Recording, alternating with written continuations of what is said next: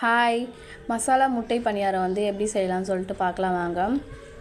அதுக்கு நான் ஒரு பவுலில் ஒரு அரை ஸ்பூன் வந்து மிளகாய்த்தூள், 2 ஸ்பூன் வந்து கடலை மாவு, அரை ஸ்பூன் வந்து கரம் மசாலா, அரை ஸ்பூன் வந்து மிளகாய்த்தூள், அரை ஸ்பூன் உப்பு எல்லாத்தையும் போய்ட்டு நல்லா மிக்ஸ் பண்ணிக்கின்னு இதில் கொஞ்சமாக வந்து தண்ணி ஊற்றி அந்த நல்லா ஒரு பேஸ்ட் மாதிரி கொஞ்சம் மிக்ஸ் பண்ணிக்கலாம்.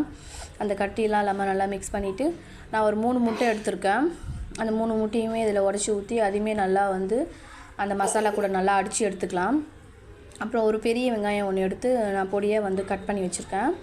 அதையுமே இதில் வந்து போட்டு அதையும் நல்லா அந்த முட்டை கூடவே அடித்து எடுத்துக்கலாம். நான் மஞ்சள்தூள் போட மறந்துட்டேன். ஒரு 1/4 ஸ்பூன் வந்து மஞ்சள்தூளுமே வந்து போட்டுக்கலாம். அப்புறம் நான் வந்து ஸ்டவ்வில் வந்து பணியாரக்கல் வச்சுருக்கேன். பணியாரக்கல்லில் வந்து நல்லா ஹீட் ஆகட்டும்னு சொல்லிட்டு அதுக்குள்ளே வந்து கொஞ்சம் கருவேப்பிலையும் கொத்தமல்லியுமே வந்து இதில் பொடியாக வந்து கட் பண்ணி அதையுமே எல்லாத்தையும் நல்லா சேர்த்து மிக்ஸ் பண்ணிக்கிட்டேன். இப்போ கல்லில் வந்து எண்ணெயை ஊற்றிட்டு கொஞ்சம் கொஞ்சமாக ஒரு கரண்டி எடுத்து ஒன்றுத்துலேயும் கொஞ்சம் கொஞ்சமாக எடுத்து ஊற்றிக்கலாம்.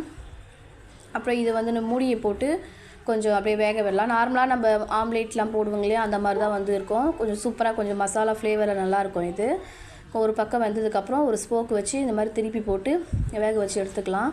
நல்லா சூப்பராக வந்து ஸ்பான்ச்சியாக இருக்கும். நல்லா குண்டு குண்டாக பணியாரம் சூப்பராக இருக்கும். குழந்தைங்கலாம் வந்து ரொம்ப பிடிக்கும். உங்கள் வீட்டு குழந்தைங்களுக்கு இந்த மாதிரி செஞ்சு கொடுங்க, நல்லாவே விரும்பி சாப்பிடுவாங்க. நீங்களும் இதை வந்து வீட்டில் வந்து ட்ரை பண்ணி பாருங்கள். என்னுடைய சேனலுக்கு வந்து சப்ஸ்கிரைப் பண்ணிவிடுங்க. இந்த வீடியோ எப்படி இருந்துச்சு சொல்லி கமெண்டில் சொல்லுங்கள். பாய்.